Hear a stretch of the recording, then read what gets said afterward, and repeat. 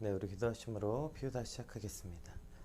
하나님 감사합니다. 오늘도 우리에게 말씀을 주시고 그 말씀으로 주님 앞에 나아가게 하시니 감사합니다. 오늘 다윗의 고백을 통하여서 오늘도 우리의 믿음과 현실의 괴리감, 믿음의 확신과 현실의 문제 앞에서 겪게 되는 이 긴장과 갈등, 주님 이 앞에 오늘 한 사람의 그리스도인으로 우리가 어떻게 살아야 하는지 다윗의 고백을 통해 알게 하시고 오늘 그것이 나의 고백, 우리의 고백이 되게 하여 주시옵소서. 감사합니다. 예수님 이름으로 기도드립니다. 아멘. 네, 오늘 우리가 함께 살펴볼 말씀은 시편 31편 9절에서 24절까지 말씀입니다. 시편 31편 9절에서 24절까지 함께 읽겠습니다. 여호와여, 내가 고통 중에 있사오니 내게 은혜를 베푸소서. 내가 근심 때문에 눈과 영혼과 몸이 쇠하였나이다. 내 일생을 슬픔으로 보내며 나의 연수를 탄식으로 보내며 내 기력이 나의 죄악 때문에 약하여지며 나의 뼈가 쇠하도소이다. 내가 모든 대적들 때문에 욕을 당하고 내 이웃에게는 심히 당하니 내 친구가 놀라고 길에서 보는 자가 나를 피하였나이다. 내가 잊어버린 바 됨이 죽은 자를 마음에 두지 아니함 같고 깨진 그릇과 같으니이다. 내가 무리의 비방을 들었으므로 사방의 두려움으로 감사하였나이다.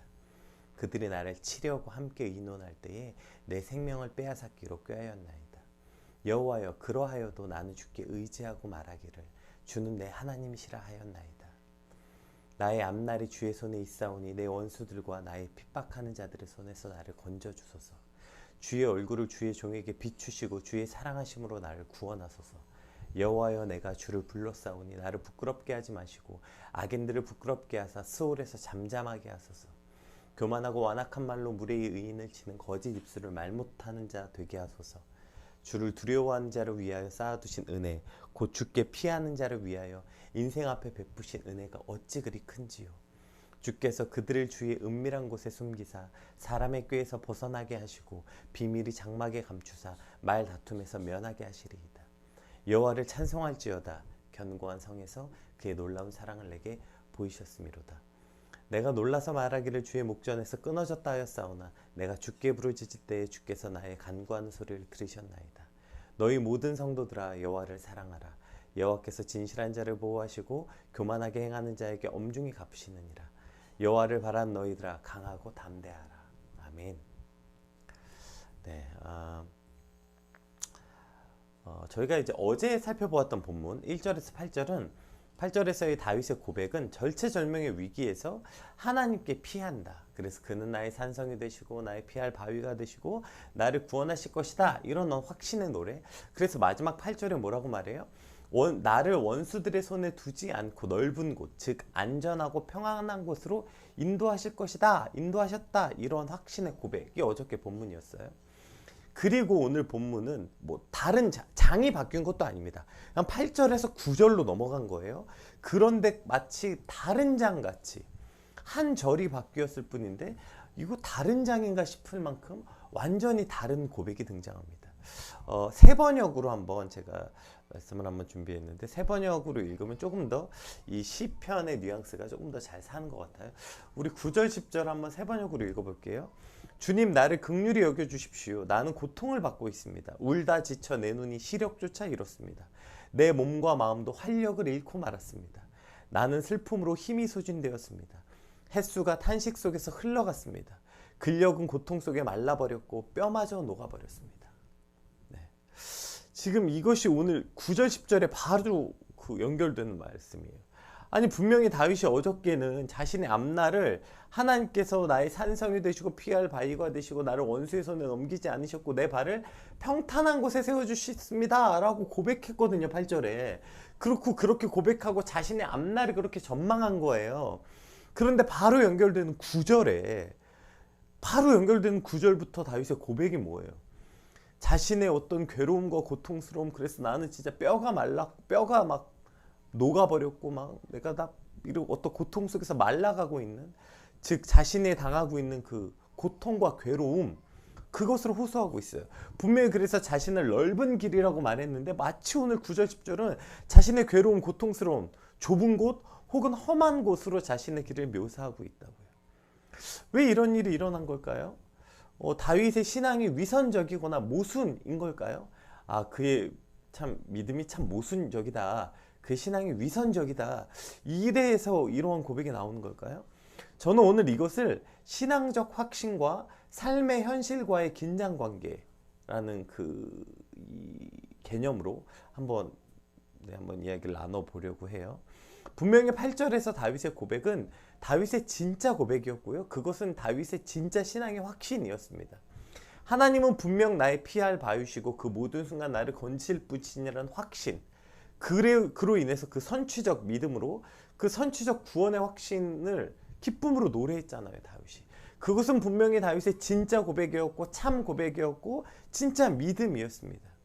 분명히 그렇게 될 것을 알고 있고 그렇게 될 것을 믿지만, 그럼에도 불구하고 그 당장 눈앞에 놓여져 있는 현실은 그 고백과 너무나도 다르게 여전히 고통스럽고 절망에 놓여져 있다는 것이죠.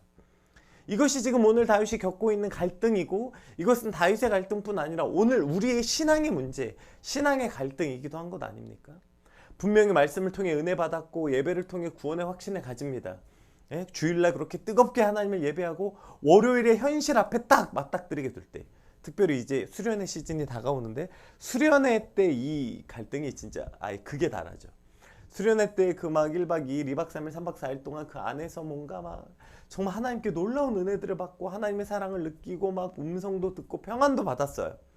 그리고 이제 다시 현실이 시작되고 현실 앞에 딱 놓여지게 될 때, 우리 앞에 놓여져 있는 현실은 괴로움과 고통 그대로라는 거예요.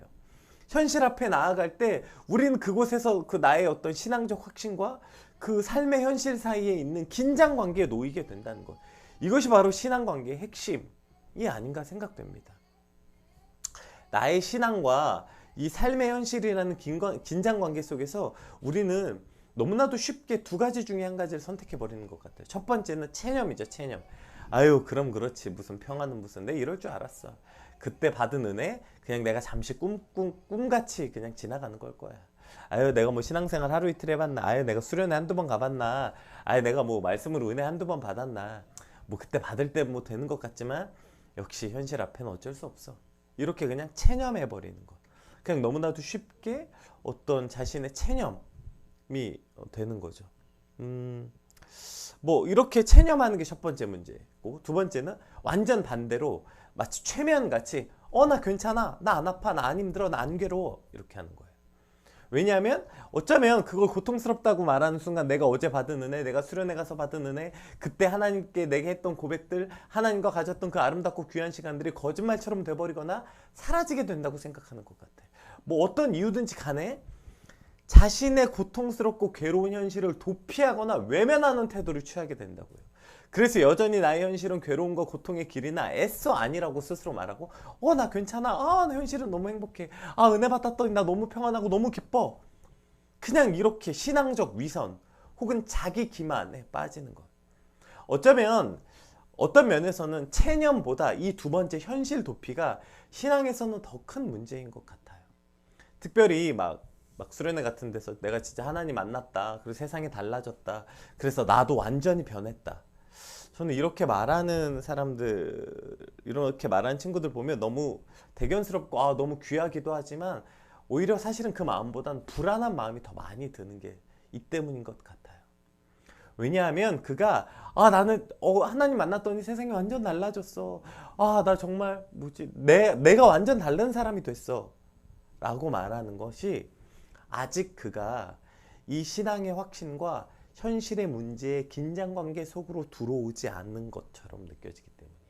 마치 베드로가 변화산에서 그 놀라운 영적인 카타르시스와 체험을 할 때 이곳이 좋사오니 이곳에 초막을 짓고 더 있고 싶다고 말했던 것처럼, 아직 베드로가 산에서 내려오지 않은 거죠. 그 밑은 이미 기도했는데, 제자들이 기도했는데 귀신이 안 떠나가는 거예요. 아니, 믿음을 가졌는데, 예수님 계셨는데, 예수님의 제자인데 능력이 안 나타나, 귀신이 안 떠나, 현실은 그대로야. 이 모순이에요. 분명히 변화산에서는 지금 막 엘리야, 모세가 등장했는데, 이 말도 안 되는 그 초현실적인 현상을 내가 경험했는데, 밑에 현실은 귀신 하나가 안 내쫓아지는 거예요. 이게 그대로인 거예요. 예. 이 어떤 이 모순, 이것이 이 긴장 관계. 그래서 안 내려오고 있기 때문에 어쩌면 사실 그래서 저런 말을 하는 게 아닌가. 아직 그 긴장 관계 속으로 들어가지 않았기 때문이 아닌가 이런 생각을 해요. 그런 의미에서 오늘 다윗의 이 고백은 이 긴장 관계를 아주 잘 보여주고 그 속에서 우리는 어떻게 해야 하는지 바른 길을 제시하고 있는 것 같아요. 오늘 이 다윗의 이 고백은 자신의 삶을 체념한 것도 아니고요.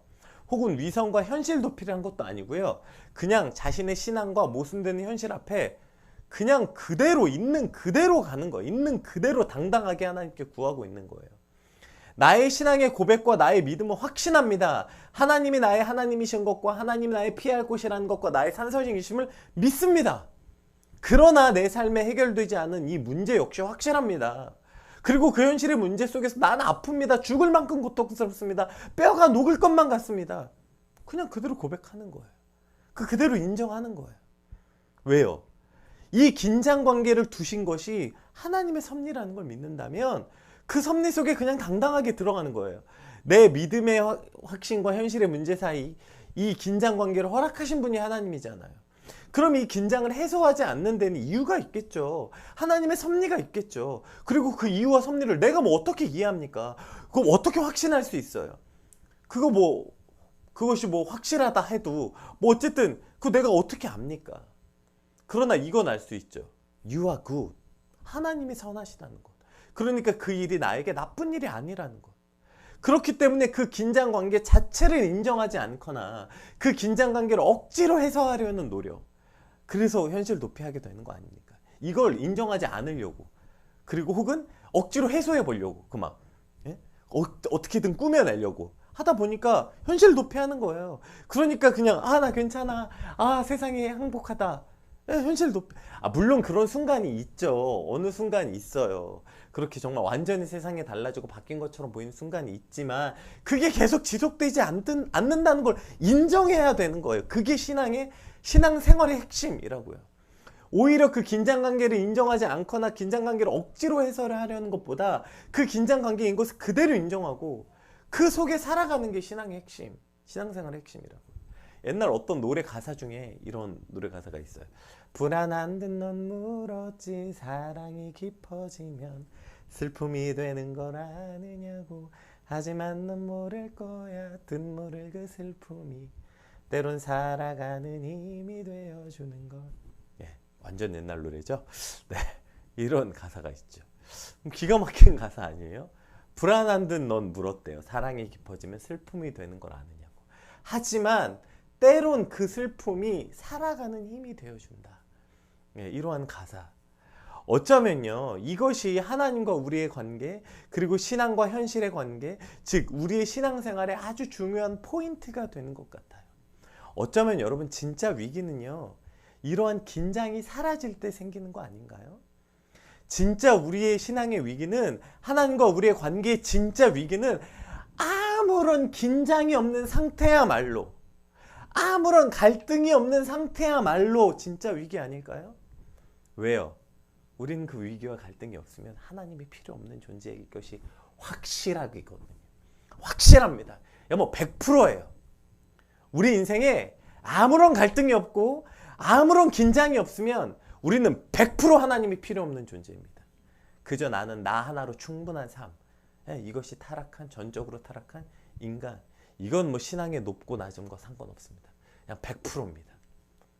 그러나 우리 믿음의 확신과 현실 사이의 긴장 관계가 있을 때 그것이 잘못된 신앙이거나 그것이 위기는 아니라고요. 오히려 그렇기 때문에 우리는 계속해서 하나님께 이렇게 매달리고 간구하는 거 아니에요. 주여, 우린 넘어집니다. 우린 또 실수합니다. 우린 또 넘어집니다. 그래서 주님이 필요합니다. 주의 은혜가 필요합니다. 그래서 또 주님께 나아갑니다.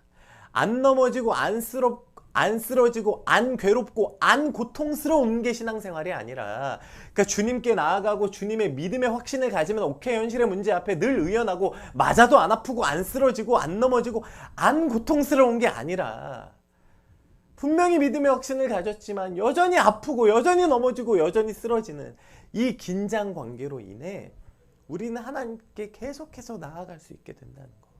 그렇게 하나님께 나아가게 된다는 거죠. 우리 11절에서 13절 말씀 한번 살펴봅시다. 이것도 이제 세 번역으로 한번 읽어볼게요.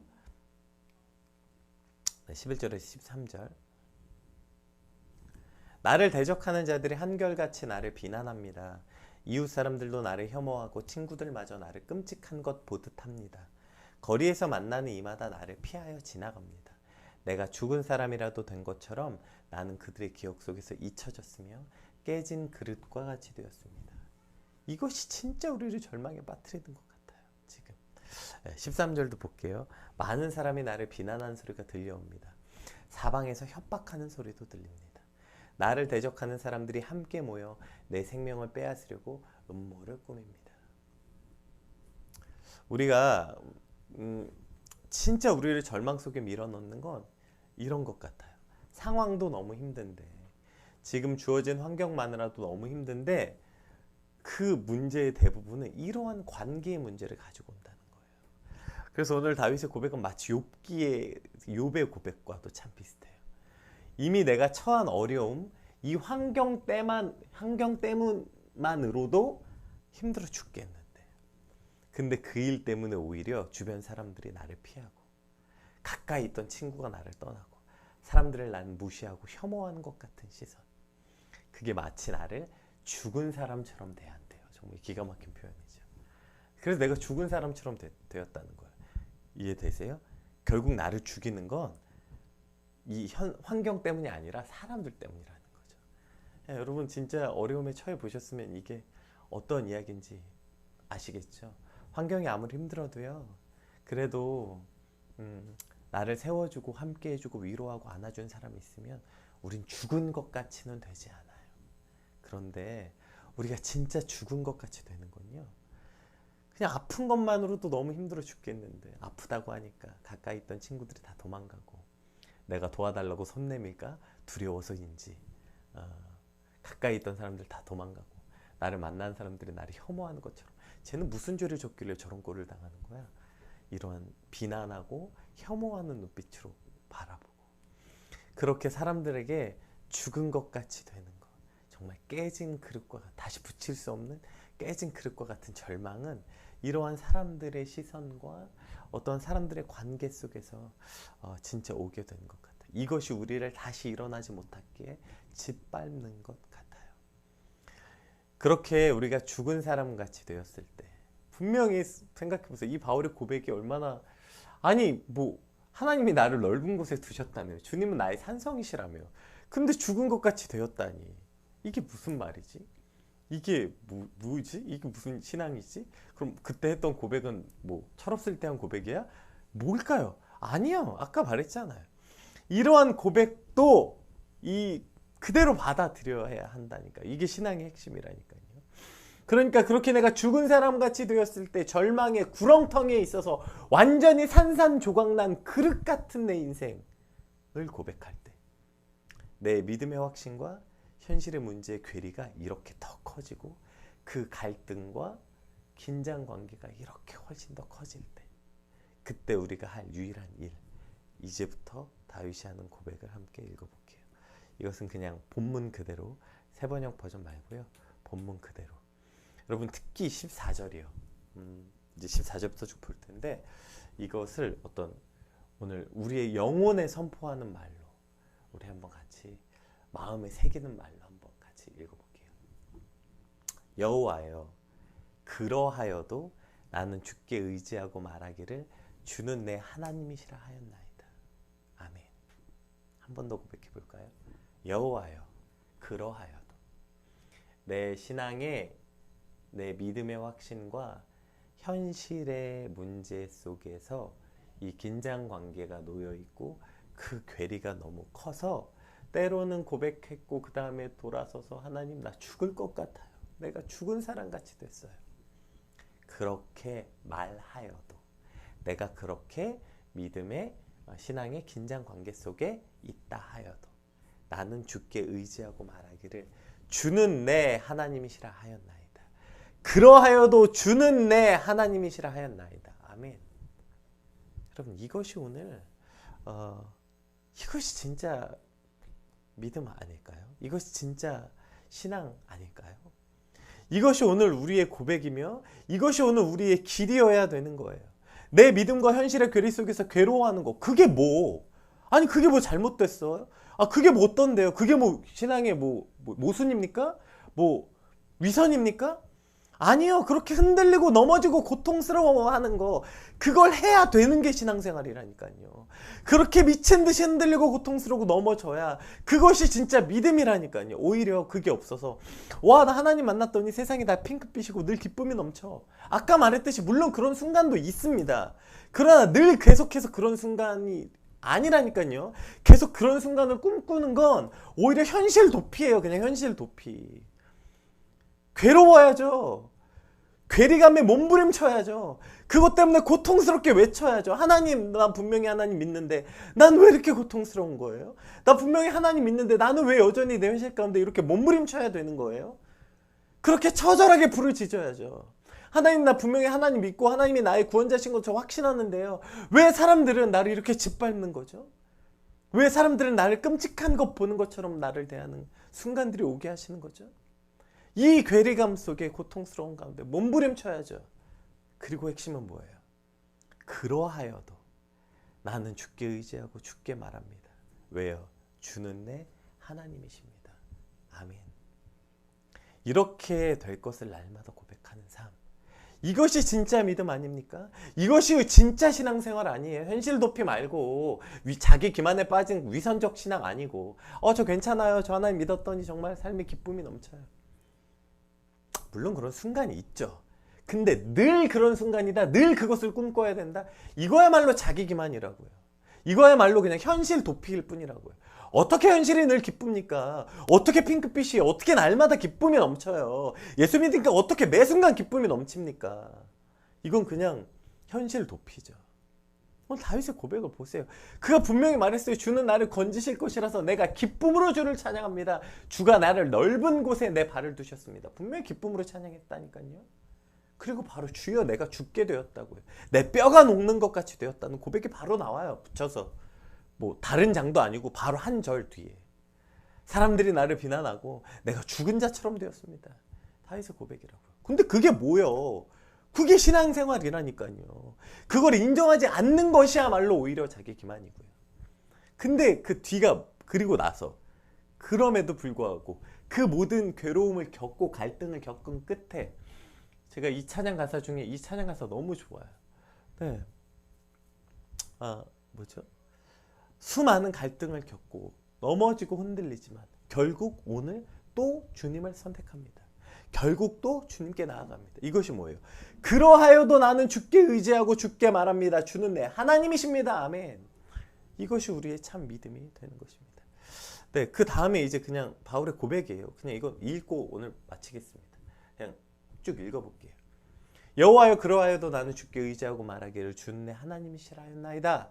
나의 앞날에 주의 손이 있사오니 내 원수들과 나를 핍박하는 자들의 손에서 나를 건져주소서. 오히려 이제 이 고백이야말로 더 깊고 진짜 고백이 되는 거예요. 왜요? 그 갈등을 거쳤으니까요. 주의 얼굴을 주의 종에게 비추시고 주의 사랑하심으로 나를 구원하소서. 여호와여, 내가 주를 불러싸우니 나를 부끄럽게 하지 마시고 악인들을 부끄럽게 하사 스올에 잠잠하게 하소서. 교만하고 완악한 말로 물의 의인을 치는 거짓 입술이 말 못하는 자가 되게 하소서. 주를 두려워하는 자를 위하여 쌓아두신 은혜, 곧 주께 피하는 자를 위하여 인생 앞에 베푸신 은혜가 어찌 그리 큰지요. 주께서 그들을 주의 은밀한 곳에 숨기사 사람의 꾀에서 벗어나게 하시고 비밀이 장막에 감추사 말다툼에서 면하게 하시리이다. 여호와를 찬송할지어다. 견고한 성에서 그의 놀라운 사랑을 내게 보이시었음이로다. 내가 놀라서 말하기를 주의 목전에서 끊어졌다 하였사오나 그러나 내가 주께 부르짖을 때 주께서 나의 간구한 소리를 들으셨나이다. 이게 진짜 믿음이죠. 너희 모든 성도들아, 여호와를 사랑하라. 여호와께서 진실한 자를 보호하시고 교만하게 행하는 자에게 엄중히 갚으시느니라. 여호와를 바라라. 너희들아 강하고 담대하라. 아멘.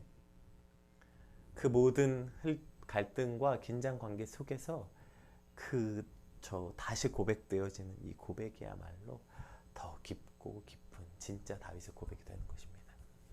여러분, 긴장 관계가 없는 게 신앙생활 아니에요. 오히려 긴장 관계가 있어야죠. 긴장 관계 속에 들어가야 진짜 믿음이죠. 그렇게 긴장 관계 속으로 들어가고, 그럼에도 나는 오늘 주님께 부르짖습니다. 이것이 오늘 우리의 신앙이어야 하는 것입니다. 그러나 그러하여도 나는 주를 의지하고 주께 또 기도합니다. 주께 또 간구합니다. 그렇게 내가 놀라서, 고통 앞에, 현실의 문제 앞에 놀라서 내가 주의 목전에서 끊어졌다 말했지만, 그러나 내가 주께 부르짖을 때 주는 나의 간구한 소리를 들으셨습니다. 그것을 듣게 되면 이런 고백하는 겁니다. 모든 사람들에 나가서 외치는 겁니다. 여호와를 사랑하라. 그는 진실한 자를 보호하시고 교만하게 행한 자를 엄중히 값지시고 여호와를 바란 너희들아 강하고 담대하라. 이렇게 외칠 수 있는, 증거할 수 있는 저와 여러분의 진짜 신앙생활, 진짜 믿음이 되시길 주님으로 축복합니다.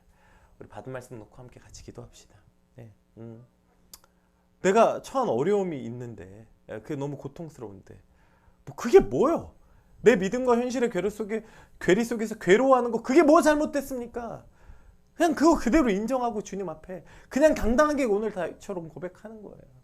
주님, 내가 이러한 믿음이 있습니다. 그러나 나는 여전히 아프고 고통스럽습니다.